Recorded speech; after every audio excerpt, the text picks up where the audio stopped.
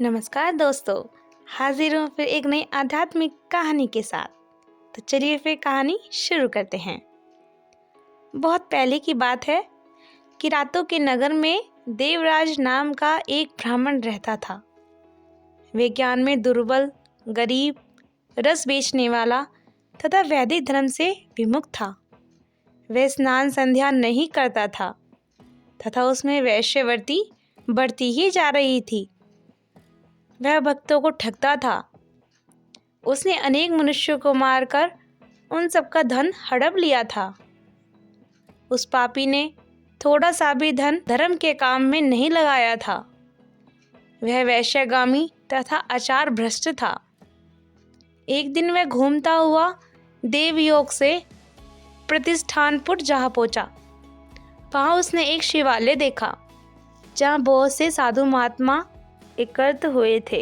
देवराज वहीं ठहर गया। वहां रात में उसे ज्वर आ गया और उसे बड़ी पीड़ा होने लगी। वहीं पर एक ब्राह्मण देवता शिव पुराण की कथा सुना रहे थे। ज्वर में पड़ा देवराज भी ब्राह्मण के मुख से शिव कथा को निरंतर सुनता रहता था। एक मास बाद देवराज ज्वर से पीड़ित अवस्था में चल बसा। यमराज के दूत उसे बांधकर यमपुरी ले गए। तभी वहां शिवलोक से भगवान शिव के पार्षदगण आ गए।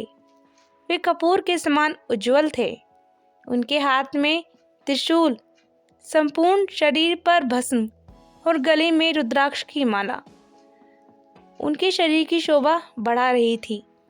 उन्होंने यमराज के दूतों को मार पीट कर देवराज को यमदूतों के चंगुल से छुड़ा लिया और वे उसे अपने अद्भुत विमान में बिठाकर जब कैलाश पर्वत पर ले जाने लगे तो यमपुरी में कोलाहल मच गया, जिसे सुनकर यमराज अपने भवन से बाहर आए।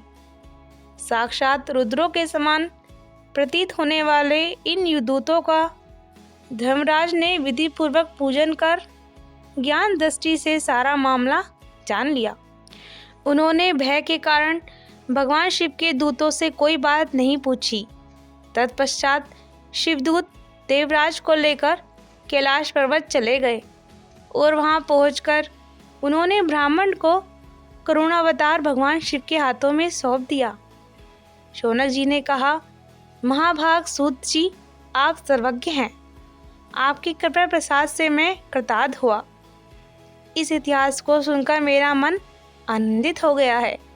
अतः भगवान शिव में प्रेम बढ़ाने वाली दूसरी कथा भी कहिए। इसी तरह की और कथाएं हम आपके लिए हमेशा लाते रहेंगे। अगर आप लोगों को मेरी कथा सुनना अच्छा लग रहा है तो मेरे चैनल को लाइक, शेयर और सब्सक्राइब ज़रूर करें। आप लोगों का बहुत बहुत धन्यवाद।